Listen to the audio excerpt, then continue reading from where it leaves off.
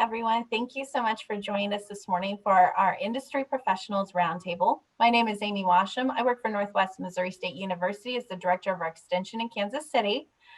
Joining me today on our NEBA team for the Northland Education Business Alliance is Mr. Brett Kisker with the Northland CAPS program. So he is going to assist us today with all of our technology, as well as he will be continuing the Q&A at the end of the session today. So as we're moving through the session, be sure to include your questions, and we will ask our panelists as we go through the session today. Feel free to type them in at any time, and we'll find a great time to ask.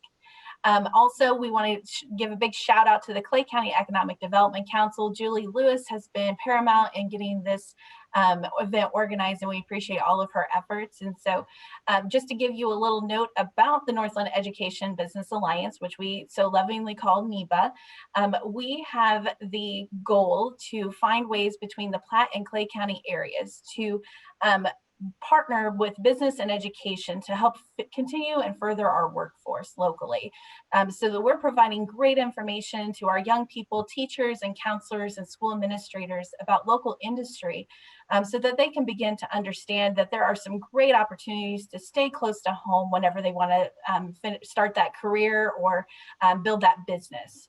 So today at our information technology panel, we are so very, very delighted to have our 4 panelists with us today. So as we go through this, I want everyone to keep in mind that we will be stopping at 10:15 today, but that leaves plenty of time for all kinds of questions. So don't be shy, be sure to type them in the box. And we will start out by having our panelists introduce themselves. So please give us your name, please tell us about your company or your entity you work for, and then please also give us a little bit of your background of your organization as well as your role within the organization. So I will just start off here with Sheila, please. Good morning, everyone. Sheila Pia. I'm thrilled to be here to talk to everyone. So I come from Cerna Corporation. It's a local company here. I'm a vice president in the development organization, and I'm responsible for most of our applications security area within our development organization.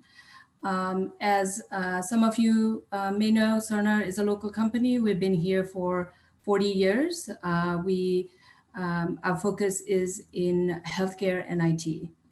So it's kind of an intersection of healthcare and IT, where we connect technology, systems, and people from across the globe. So we are I'm very excited to be here and looking forward to chatting with all of you. Thank you very much. Trey, would you like to go next? Hi, my name is Trey Coster. I'm the Director of Technology for Liberty Public Schools. I actually started teaching in the classroom when I first started in Liberty. I taught the middle level and kind of did technology on the side and just kind of worked my way into this position. This is my 25th year. And when I started in Liberty, we probably had 4,500 kids. We're now about 12,800. So we've grown quite a bit as a district. And really, I manage a great group of people, or more, I should say, they help manage me, and we help take care of the devices and everything for the kids, the teachers. With the remote learning, we're doing a lot of support with parents and everything. So got a great staff. It includes Kurt here that helps us do all that and put that all together. So thanks for attending today.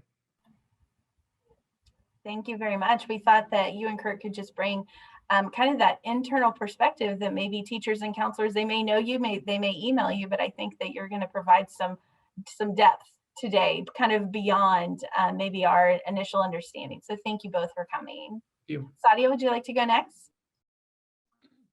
Hi, good morning, everybody. My name is Sadia Mahmood, and I work at Bank Midwest, locally in Kansas City, but we are actually spread across 6 states, operating with different names. At the bank, my role is Chief Information Security Officer. So it's a really shiny term, but basically what it means is when you engage with the bank, how do you know your data is secure? How do you know we don't confuse your information with somebody else? How do you know when there's a pandemic, for example, that you'll still be able to go to a bank and be able to access your data or your money?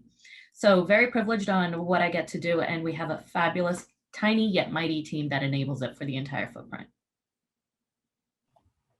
I am definitely excited that there is a high level of security and technology with my bank. So thank you so much for providing that insight.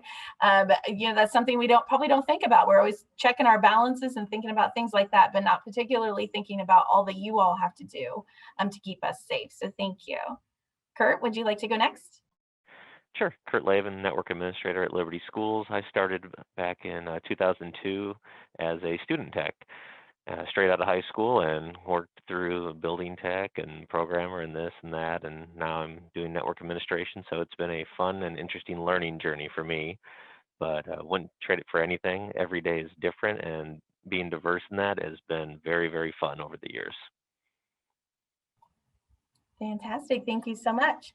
So we just thought we would kick it off with a question from us, and then please, those of you on the call, feel free to include your questions in the Q&A section in the lower part in the middle of your screen. You'll be able to type those, and then Mr. Kisker will read those aloud to our panelists and give each of them an opportunity to answer when appropriate.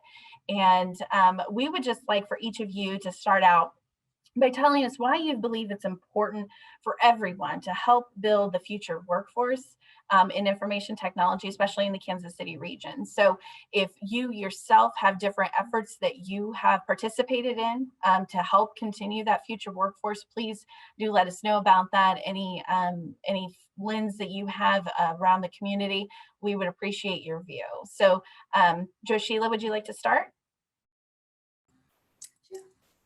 Sure. Why it's important, the company, all of us, right? And there's many more companies locally here, specifically in IT, as we are talking about that. It's important for us to work together to build the workforce here, right?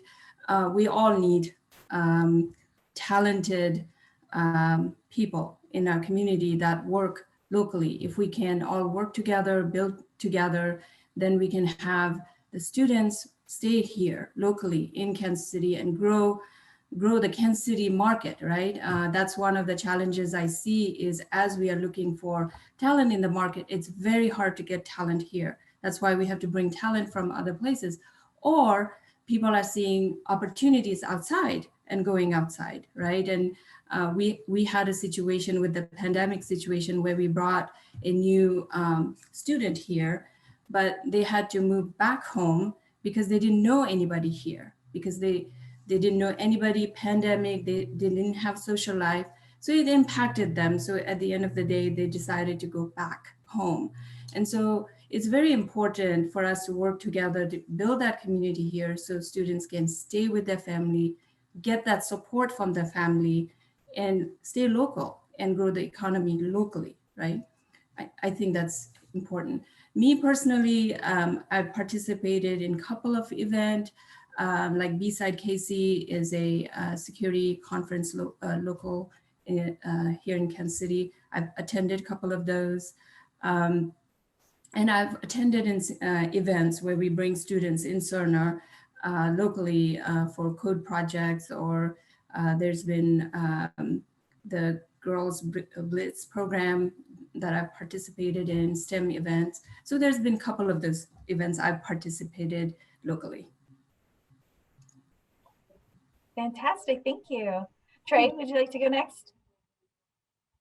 Sure. I think from like a school standpoint, I mean, part of our responsibility is to help make those connections, whether it be through NCAPs, working through Brett and everybody and helping kids find their passion, to get them devoted to something they like and want to do, whether it be at a university, college, a trade. Again, as Sheila was talking about, just, getting that interest in the Kansas City area, your home area, maybe where you come back and stay, that pride in your community, your town. So it's just important, I think, to build those relationships and to, again, find things that you like, that you're passionate about. I mean, that's one of the biggest things, is just to find that passion. Just to help in whatever area that you're interested in. Thank you. Sadia, would you like to go next?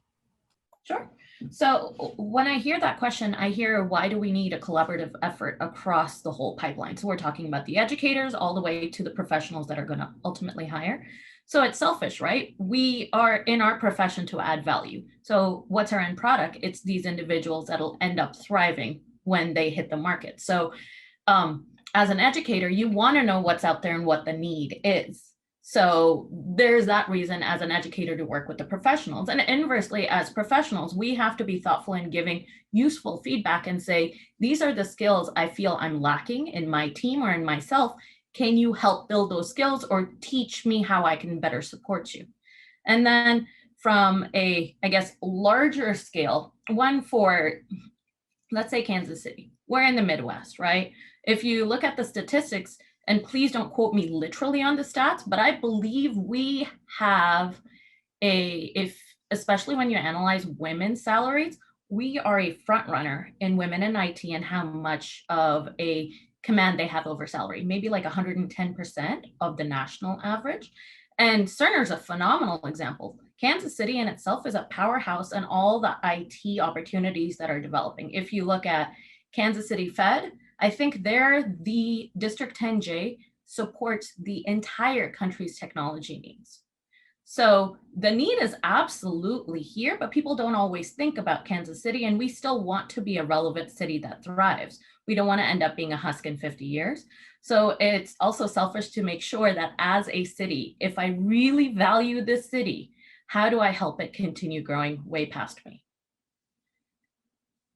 Thank you. That's a fantastic perspective. Kurt, was there anything that you would like to add to helping build that future workforce locally?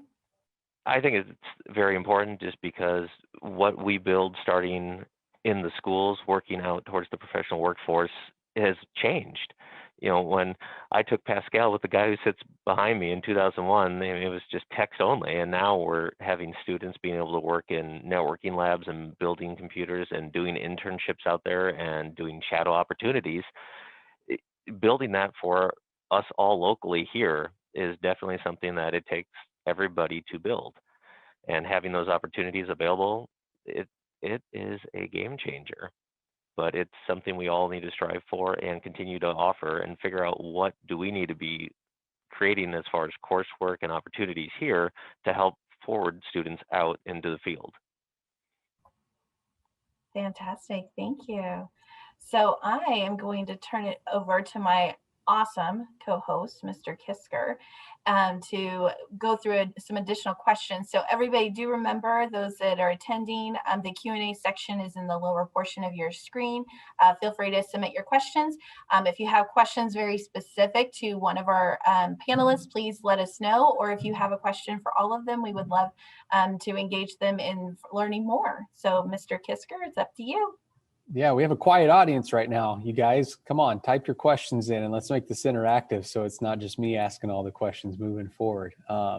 Let's start with the basic questions. So what was it in your past that kind of got you started down this path toward a career in technology? And if we could just go around the horn, like where was that spark? Where did it light? How old were you and where did you figure that out?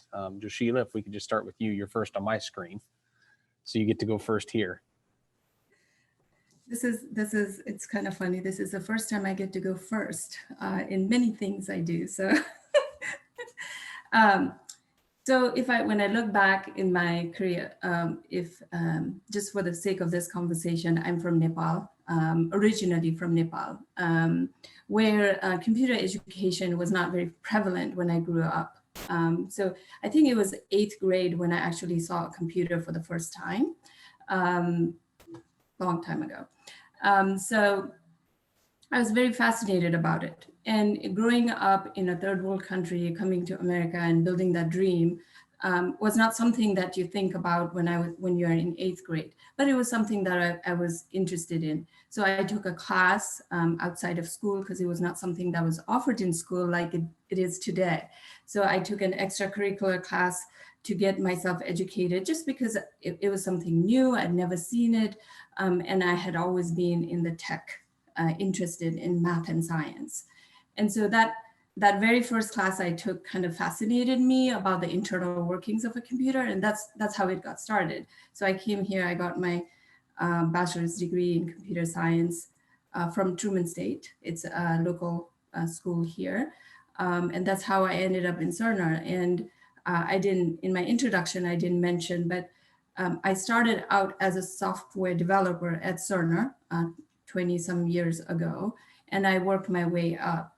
And so it's very interesting and fascinating. This is an area that I feel like, especially being a woman in this area, it is very rare for girls to get into IT. And so, you know, one of the message I want to bring here is it's okay. It's, you know, when I was growing up, people would say, why would you want to go in a men's business? I mean, it's probably not politically correct to say, but that's the reality. My father used to say, why would you want to do what men do? But that didn't stop me. So it's okay. It sounds scary. It may not be as scary now, but we do want women to focus also, along with men, to focus in IT and get into science and technology, because it's interesting. You're transforming, like in my case, we are transforming healthcare. I'm very passionate about that. Trey talked about passion. It's very important to have passion in the area that you're engaged in. Otherwise, you'll never be successful. We'll just continue around the circle. Trey, you're up next, man. All right, thanks. For me, I kind of got here a little bit roundabout way, wasn't quite direct. I was fortunate enough in high school, my 8th grade year, we got these Apple computers and I was able to work with them. You know, I graduated high school in '90. And so I was very fortunate to be able to, you know, we had computers, we had labs in my high school and got to use them, get familiar with them. And I would never consider myself a programmer at all. It was fun just to be able to play with them, learn about them. And I don't know, it was just more kind of a side thing. And through high school, I mean, I was good with numbers. So I was like, I'll just be an accountant. I mean, that was just, I don't know, I gave it a lot of thought. It's just what I was going to do. Went to college, just going to be an accountant. Went through and like, no, I don't want to be an accountant. So what am I going to do? So I thought, well, you know, I like technology, and at Pittsburgh State, they had a great industrial technology program where it kind of combined what a lot of people would consider old shop, and then kind of the newer technology fields, getting to work with robotics and things like that. And so I got into that, really loved it. And so actually I got my degree from Pittsburgh and got a job in Liberty teaching industrial technology. In my first year, principal came and said, hey, they're looking for somebody to manage these things called websites for all the buildings they're starting. And, you know, would you do ours? And, yeah, that's sure. I could do that. So I went to the meeting, and after the meeting, after the training, I ended up was not only doing our building, but about half the buildings, because people either didn't have somebody to go, or they really were really frustrated. So I ended up doing like half of them. And so that caught the attention of the director at the time, and was like, hey, you want to do some work after school? We really don't have, you know, we didn't have a lot here in Liberty.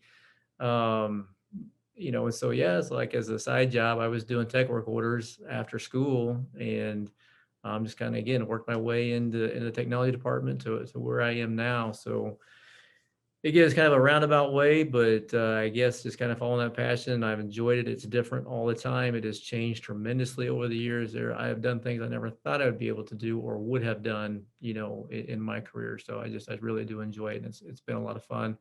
Worked with some great teachers like Mr. Kisker there. So, you know, it's been a good time. Very serendipitous path. I can relate to that. I had no idea that I'd be doing this 20 years ago, whenever I was more than 20 years ago. All right. So anyway, on to Sadia. Tell us about your spark. Where did that come from? I feel like Trey stole all the thunder. I'm an accountant.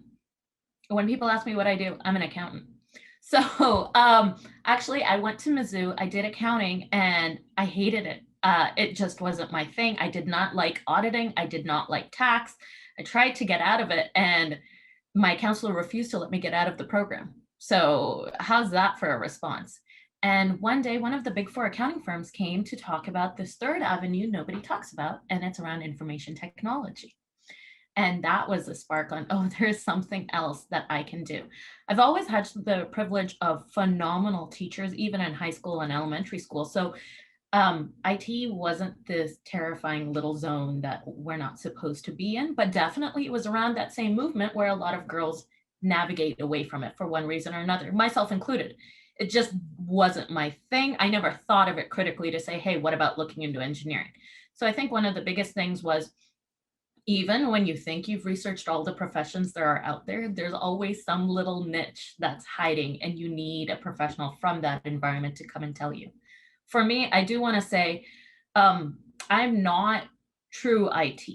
I don't do hardware. I don't do software. I'm actually risk management. So when we come in, I don't know. I know how to code because I was taught how to code in high school and in college, but I've never coded at work unless I'm trying to do something crazy with Excel, but nothing where it's pervasive. What information security or risk management is, where you look outside the box and you critically think, hey, what could go wrong? So I'm constantly trying to figure out what's a big problem. So what could go wrong? Somebody can break into our environment physically or through technology. And then we start talking with our partners and saying, well, this is how I would try to break in. What would you do to stop me? And so it's more whiteboarding. It's more critical thinking in that way. I'm not the dangerous one that implements, but I am definitely the one that aggravates and says, you sure this is right? Because I think I could do this. But it was really exposure to another professional that was my spark. Wonderful. Kurt. So back in the day of the glorious large Apple computers, my parents decided that we would go to a school district that had computers when we first moved here in '93. So we picked Liberty, and they decided, well, they want something to have for home and their child to learn on. So okay, we got a computer. I broke it first week. Had to reinstall the operating system before mom and dad got home. So 35 floppy disks later, I had learned how to erase a hard drive and reload an operating system. And after that, we upgraded RAM and went to Liberty. And I had a really interesting person from my 7th grade industrial technology class. He's kind of this way on my screen. So that's how we first crossed paths, is I had Trey as a teacher. And then I went to school at Missouri Western and Northwest for education. So I've got a little bit of both worlds going on. And I ended up getting hired in on my senior year when the computer shop I worked at went out of business, and just kind of went out of control from there. Anything from cameras to burglary alarms to fire to, firewall security is now in, my book. And I love it because there's so many opportunities. An elementary ed 1st through 6th grade person doing network administration, it doesn't, seem to fit, but it works great for me. And I love it. Absolutely. Every day is an adventure. I don't know what this afternoon's going to bring for me, but being able to have skills for, being motivated to self-learn. I have a Cisco lab that I bought off eBay in my garage, and that's how I learn. And being able to just tinker and try things out. Don't be afraid of anything out there. I mean, yes, I've brought the show down before. I mean, we've had, fibers go bad. It happens, but you can do it. There's tons of opportunities out there. I never thought taking Pascal back in the day would, go anywhere. It was a class to fill in for a credit to graduate, and we're doing bash scripting, and we're automating machine names and inventories and things that are out of this world for us, and making things efficient internally. It is a land of opportunity. Take it. You guys have me fired up right now. Like, you're my kind of people, by the way. So I love this. I love hearing what you guys are saying and your stories and their spark. Let's a question from the crowd that actually ties in really well to this. Then this question. When you guys are looking for, say, job candidates, so our audience, remember, is we got a lot of teachers, and I think we have some students on here as well. When you're looking for job candidates, do you look for people that already have tech skills, or are you just saying we're gonna look for some basic job strengths, and then we're gonna train you to be successful in this environment when you come in? Or is it a mix? But what are you looking for that base level employee, that job candidate that's just coming to the table for the first time? I'll leave this open for anybody to answer as opposed to designating. I can start. I mean, just for me, being here as long as I have, we've hired a lot of people over the years, and I hire building technicians, I hire programmers, database administrators, network administrators, so a wide variety of people, so wide variety of interest and so forth. And we, I mean, for me, you've got to have people skills. It's those soft skills that you've got to have. I mean, we can teach you the specifics. I mean, there's things that we do to help. I mean, we just, we try to find that right person that's going to fit, and, they may not know everything right off the bat, but that's okay. I mean, again, it's for us, for me, I think it's a lot of it's soft skills. I mean, if you have a lot of the technology experience, that's great. It's icing on the cake a lot of times, but, there are certain things we do when we interview to look for that. We actually do an assessment for every position that we do. And again, it's not that you get 100% on it. It's a lot of it's how you troubleshoot. We'll even tell you what's wrong. It's just, how do you troubleshoot? What resources do you use?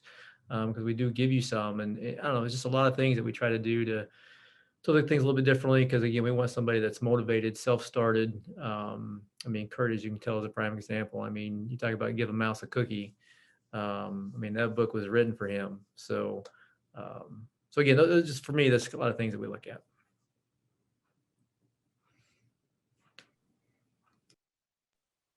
So what Trey said is dead on, especially with having those skills is just icing on the cake.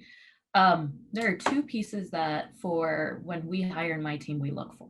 There's one, zeal, to say, do you really like what you do? Are you really interested? I want the geeky texts at 8 p.m. to say, whoa, did you see this article?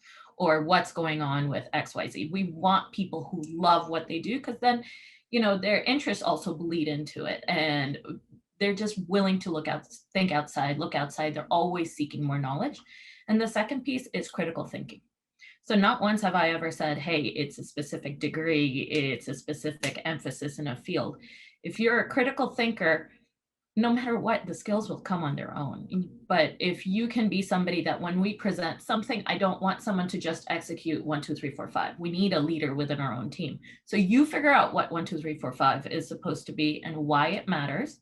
And obviously we'll teach you. So we've had a new teammate join, and he had no background whatsoever in enterprise risk or information security. So I would always temper that. In our teams, don't expect to be dangerous for at least a year. We've given you that pass. You're going to take that long to understand what's happening. You have no right to beat yourself up during that time. We will train you, and we will hold your hand through the whole process. But if you can start questioning things, if we do a certain process, question it. Say, why do I have to check off the top left box? Why isn't it the bottom right? Why do we have to use this tool? That's what we want. We want someone to challenge everything we do, and truly everything, because that's the only way we come back and reassess. So 2 pieces. It's real zeal and interest in what you do. Secondly, critical thinking to question, are we doing it the best way we can? Yeah, and from Cerna's perspective, Cerna has there's various roles in Cerna, technical, non-technical. So you can go to the Cerna career website to see all those things.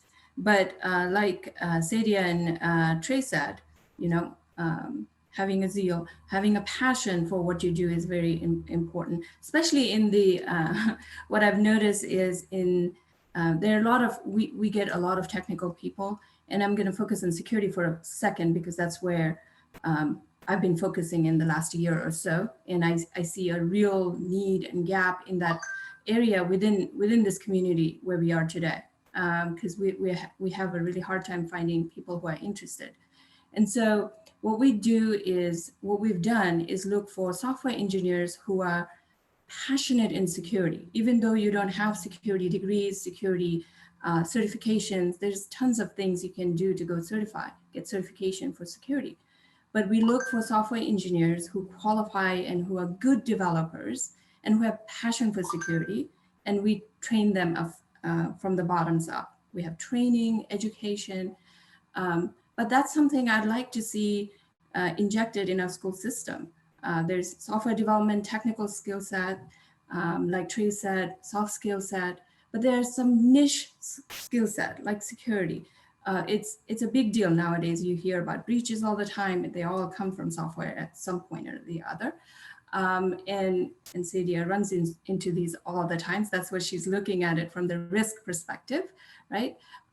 So it's not necessarily a specific degree in security, but having that knowledge, having that passion to learn and continuously grow and build in that area is so important. So.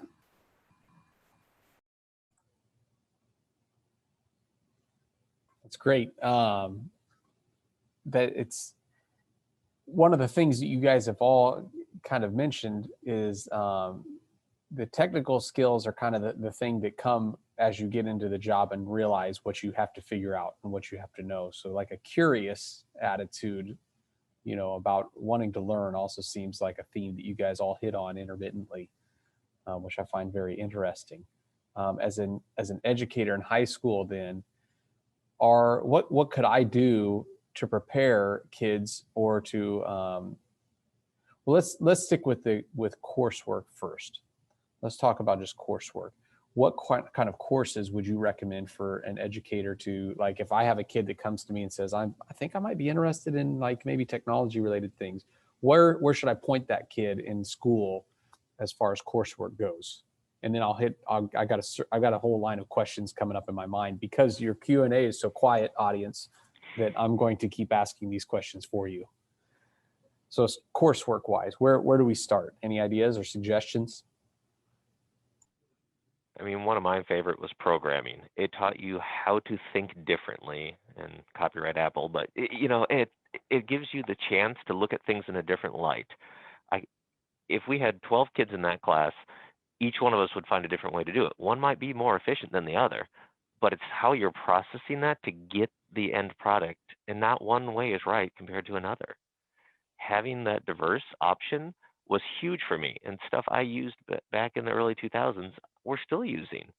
It may be a little, Fred Flintstone-y, but it still works. Having that class was the game changer for me.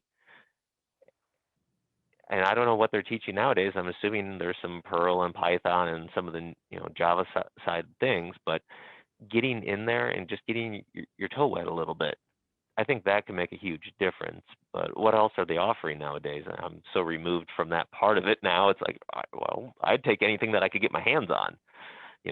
Don't be afraid to try. It's okay if you fall down. Yeah, and Kurt, I mean, just on that comment, I mean, I know that Dr. Tucker here at Liberty is really big on, there's so many people that teach to the test and so forth. And I mean, that's just the way it is with national standardized testing and that kind of stuff. And so I know he's really big on authentic learning, problem solving, those types of things where you can, it's kind of the first part of your question, I guess, Brett, is, I mean, the courses, yeah, again, like Kurt said, anything you can find that might interest you, that you can experiment with, where in a low risk, like high school, kind of low risk, just get some courses to go through, see if you're interested in, and just anything with problem solving, authentic learning, to be critical to thinking. Growing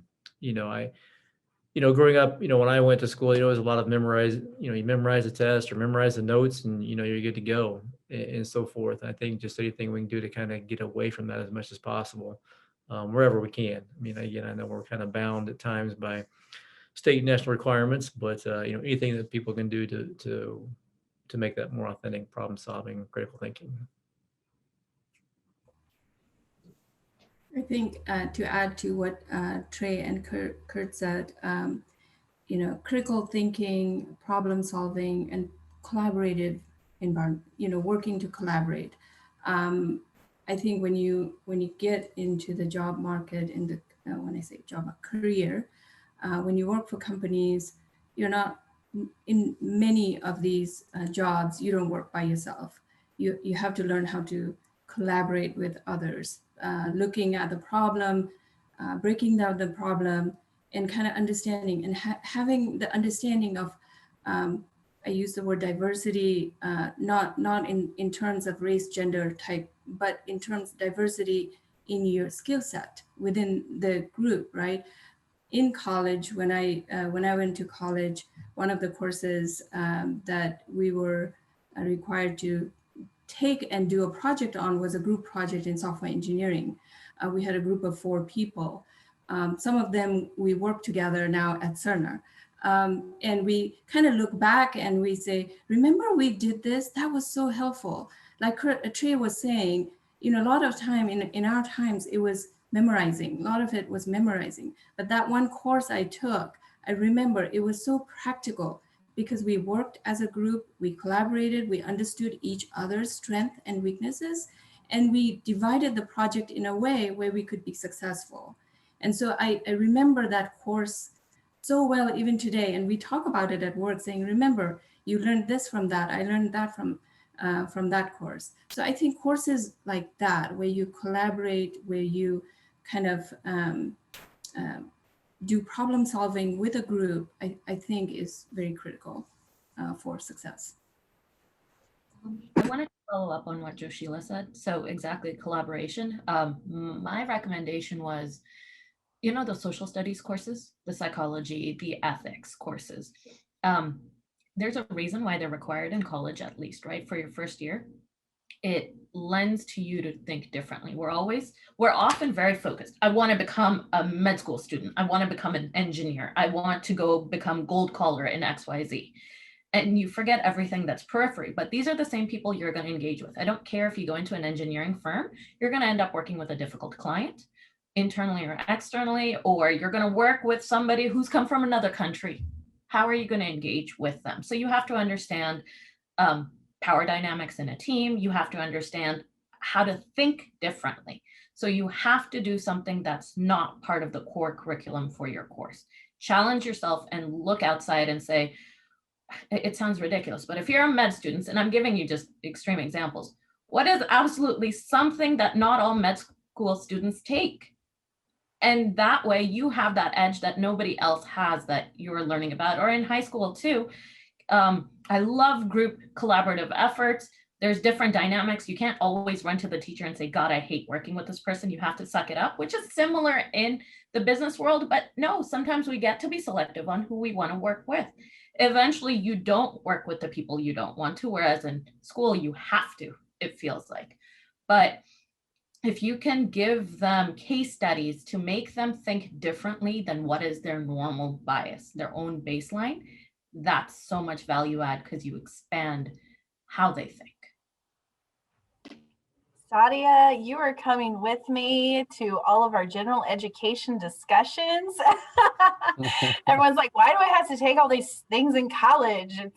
That's it. She's nailed it on the head. It's that well-rounded person and coming from different perspectives. Thank you so much. I appreciate that. Especially, I was kind of looking around the room a minute ago and I was like, we have a lot of Division II schools. And I know, Sadia, you went to Mizzou, but I'm with Brett. I feel at home here. It feels good with this group. Thank you.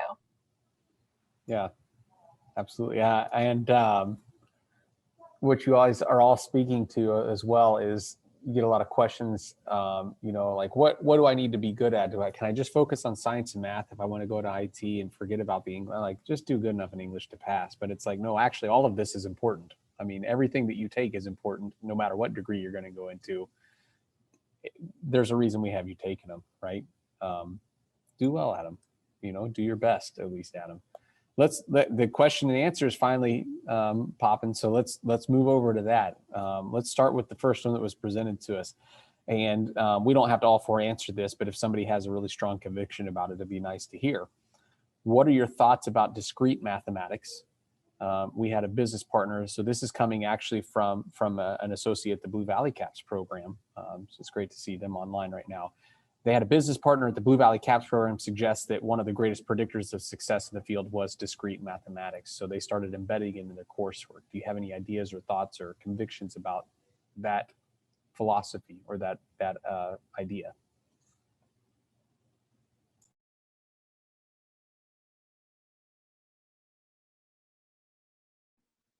Would you please define discrete math? Oh boy. Okay, so since I'm the one running the Q&A, I guess I'll do my best here. I took discrete mathematics just a couple of years ago, back when I was in college. That was very much about the logic was very heavily embedded. If P then Q happens, you had very much about gosh, that's about what I remember from discrete mathematics. There were other things like the Chinese remainder theorem I remember learning, but it was very much a mathematics class that seemed to be relegated towards the programming world. It was my takeaway from it from X number of years ago. I think my question answered their question. So okay, we clearly don't use discrete math. Okay. Or not actively. Yeah, or not knowingly maybe. Yeah, and math was not my forte, and we're moving, billions and billions of bytes, and we're going after patterns and network shaping, and you name it, we've probably played around with it. But having the logic analytic part of the mind working on it, I'm horrible at math, and that's okay. I still can figure it out, and we still can make it work. Yesterday we were working on formulation to figure out how many terabytes of storage we need for our video surveillance stuff to cover the number of days required. Well, there's a lot of math involved in that because different operating systems use different amounts of calculations on your storage pools. And it was N-1 was what got me yesterday. I forgot to take a drive out for the parity in the RADA set. I should have thought of that, but working together, we all figured it out together, and now we have our sheet ready to go, and we can make our predictive analysis on how many servers do we need to buy as we keep growing. But as far as that goes, with math, it is part of the job, and you will use it, definitely. But sometimes you rely on your team, and we all work together and figure it out and use it as a collaborative tool. Yeah, I was going to say, Kurt, you kind of stole my thunder there, but I'm a math minor. I took discrete math 20 some years ago. I don't remember what it was, but what I do remember from it is from the calculus, discrete math, all that is really the logical thinking and problem solving. That's the key. I think it exercises your brain to think differently in a numerical form and critical thinking from that perspective. And in the other part of it is from the development perspective, like Kurt was saying, in the infrastructure operation perspective, it helps with a lot of when you're trying to solve your scalability problems. There is some form of math engaged in those when you're trying to solve scalability problems in performance. You're trying to calculate how much hardware you need. You're trying to calculate how much memory you need. So it does come into play. Having said all that, I don't know specifically discrete math, specifically how much of that provides value, but generally speaking, mathematics, critical thinking, problem solving, I think that's the key piece.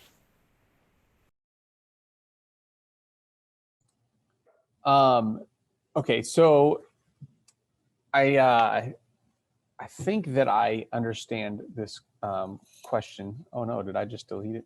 Just a second here. Okay, so as far as people that want to get into degrees, let me back up, into jobs, careers in IT, whatever field that is or whatever area of interest that is there a recommended pathway for students whenever they are starting to wrap up their high school career as to what the next step would be? Whether do you need 4-year degree programs? Is that what you're looking for in order to be successful? Are there alternative routes to 4-year degrees? Where are you looking for employees right now?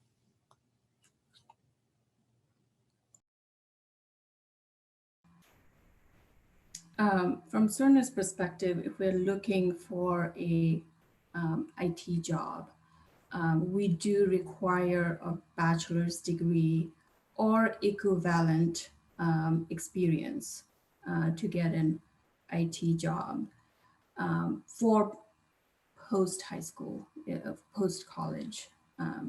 But if you're looking for growing your influence or growing your knowledge in that area, Cerner does provide a couple of different programs. Like in high school, if you're a high school junior, senior, there's a Cerner Scholar program where where you can send students to Cerner and they get on-the-job experience, and that gives them an opportunity to get internship in the summer, and they can continue and get participate into apprentice program when they're in college, where they can work certain number of hours during while they're going through college and so forth. So there is some form of programs that we have in place to participate and engage early in the career to get into IT.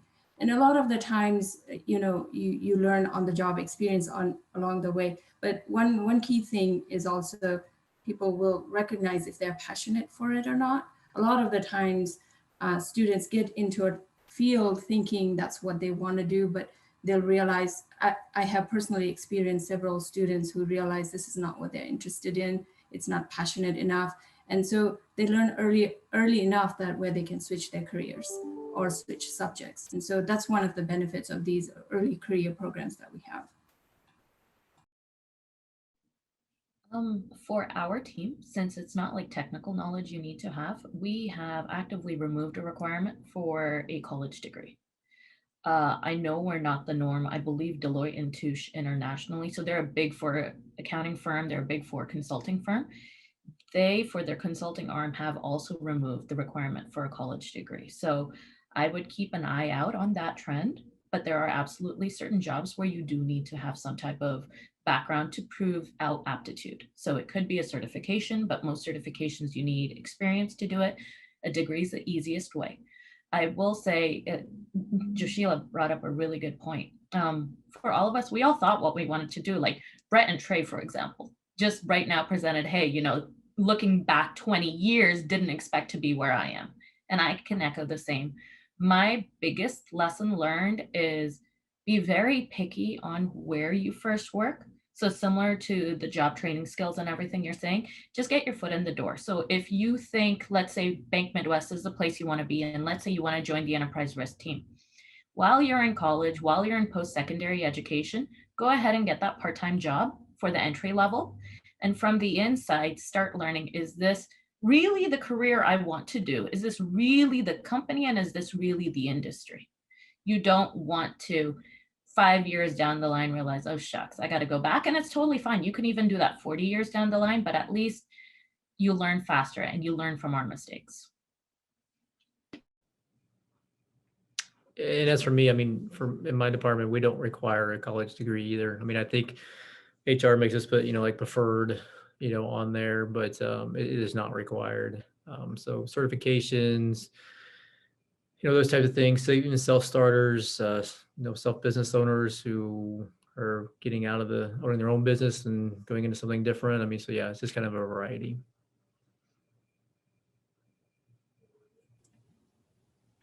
And like on our side, we have a student technician program. And when you're in high school, try it out.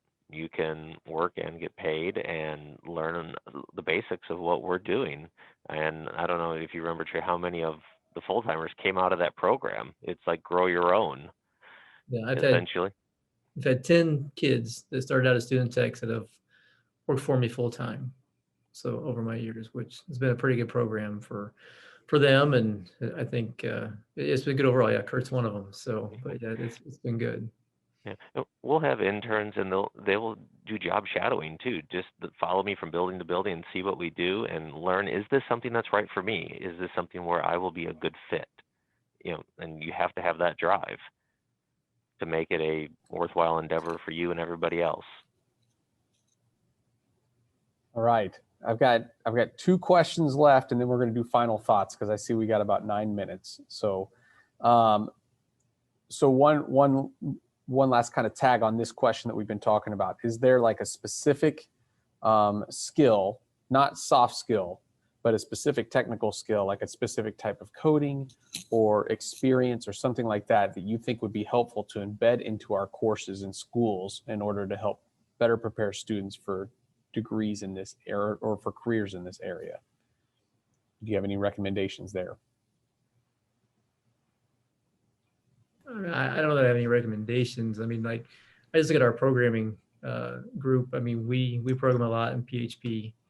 You go someplace else, they may not. So again, I think some of it's just that, you know, that background, you know, then you can apply it to other things. I guess, at least for me, I'm part of it. I mean, others may have some different experiences. I just know that we don't have really any specific requirements. I mean, as far as, you know, networking, we're a Cisco shop. You know, you go somewhere, you know, so you get all used to the Cisco language, Cisco, all that kind of stuff. I mean, but then you go somewhere else and they're not Cisco. They're, you know, they're somebody else, or Aruba or something like that. And then so then again, if you have that background knowledge, I think you could apply all that stuff. Okay, it's different processes, but just some of those same things. So I don't know if that helps or not, but I just, you have to be able to relate from one to another. I'd say if you can, maybe a cybersecurity course or an infrastructure course. So at least you have the terms down. Do you understand what a database is? Do you understand what a server is? Do you know what kind of types of servers they exist? So you don't need to be intimate about it, but if you go to an Aruba shop or if you go to some other environment, at least you have that leg up on being able to get how things fit in together. You can be a little bit agnostic with technology in some spaces, but you have to understand, well, what is the purpose of this appliance? Yeah, and from my perspective, from the development background perspective, I think having programming languages, different programming languages, some of the basic ones are Java, C#, C++, you know, Ruby, Python. Those are some of the basic languages. I think once you learn some of those basic languages, they are transferable from one to another. Other than that, you know, some of the other basic things like data structures in programming, that's I think helpful. Getting some understanding, getting into a little bit more technical, like assembly languages. You know, I hated that class when I was in school. I didn't get a good grade. Absolutely hated it. But I now know why that was important. You know, again, going back to it kind of gives you the internal workings, the basics, you know, how the zeros and ones work. I think that's really important. So.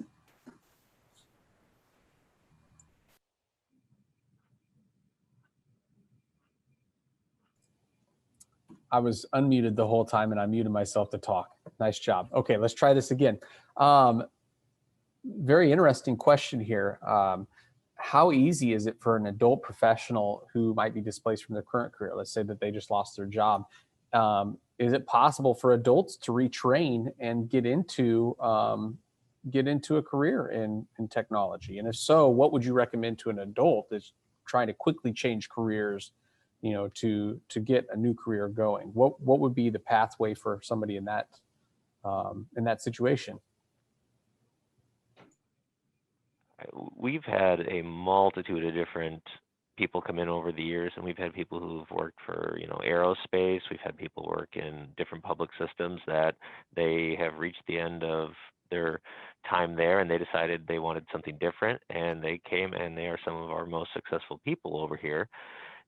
They have experience from outside that may not be applicable, but they understand how things work. They took the time to learn how those devices function, and you train them after that first year and they're flying by their own. You never have to go over there and help them out. Or if they have a unique question like, hey, I want to try this. Do you think we could do this in this area? And they still have all those amazing skills that they had from that outside business world and came into ours. And that different perspective, it's invigorating. It's a change of pace for us. And I love it when we get somebody in that, you know, the person who worked at aerospace, you know, how did their processes work over there? We've had people who've been here and they left into the banking industry or Cerner. And, you know, I miss them dearly, and having their different viewpoints on things, like, well, they'll call me and say, hey, how do you guys do this over there? Because over here, we're doing it this way. Or how did you deploy the software? Because, you know, InfoSec will only let us do this and we can't do this because of firewall. And like, how would you get around this, or how would we work together to make this happen? And I think retraining is definitely well we have it here. It is something that you can do. I won't say easily, because everything new takes a while to learn, but it is definitely something that's possible at any age.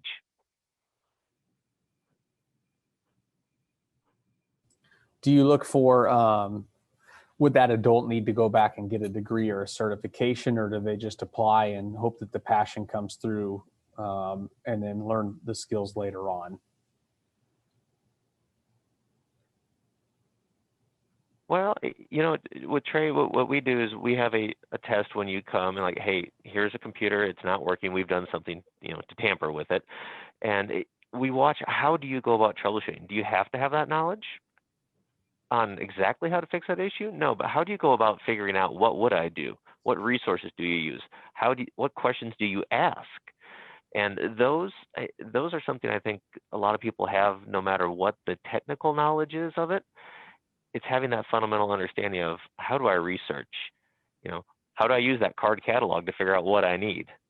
That's not a thing anymore, but you still have a way to get the information. It's just changed how we do it. So I think being willing to learn and wanting to learn make the difference. Find your passion. So go ahead, Sadia. Well, I was going to say, yeah, you can jump careers. You absolutely can. I think one of the things when we end up staying in a certain career for a while, we're not as polished in being able to show off what we've learned. We end up giving them very detailed examples versus pulling out and saying, how can this be relevant? So let's say you were in HR. So instead of saying, oh, I enabled the payroll process, you could talk about, hey, I supported something end-to-end where I did trending in analytics. And that is words that resonate with other teams. And they say, well, how did you do analytics? Don't give them like the really painful details on what column G was and how difficult it was, but generally the concept. And then let's talk about, like, forget information security and talk IT. Yeah, you can absolutely join, but you have to say, well, how did other people do it? So yeah, you've had a 20-year career. Don't translate it to becoming an IT professional for 20 years. Go back and start at a help desk and keep your eye on the prize and say, if I'm all heads down and I work hard and I learn and I absorb as much as I can, it might be 6 months before you jump into really the job that resonated with you. But you absolutely can. I think you can jump careers.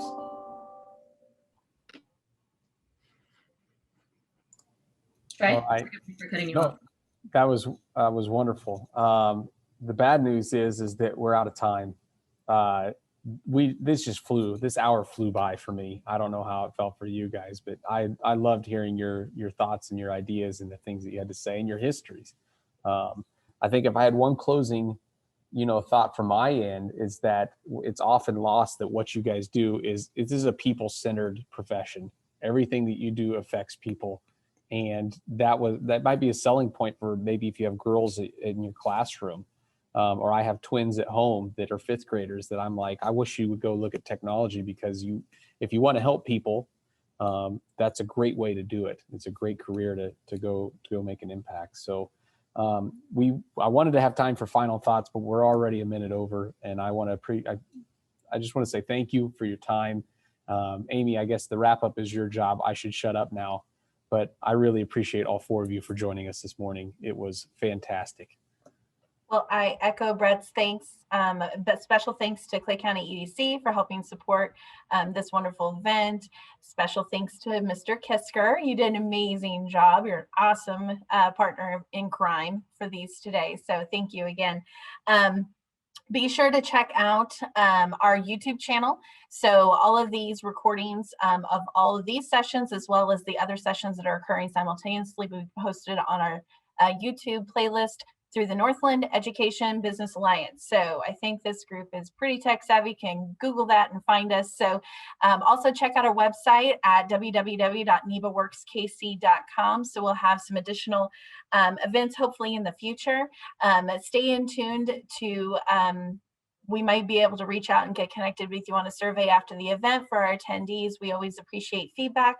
We want to make these beneficial for all of you, and we love feedback in other industries or how we can make this better. We would love to hear from you. So check out our YouTube playlist. There's other great sessions that are happening at the exact same time. So this will give you an opportunity to continue to learn from other industries. So thank you all today very much, and have a great rest of your day.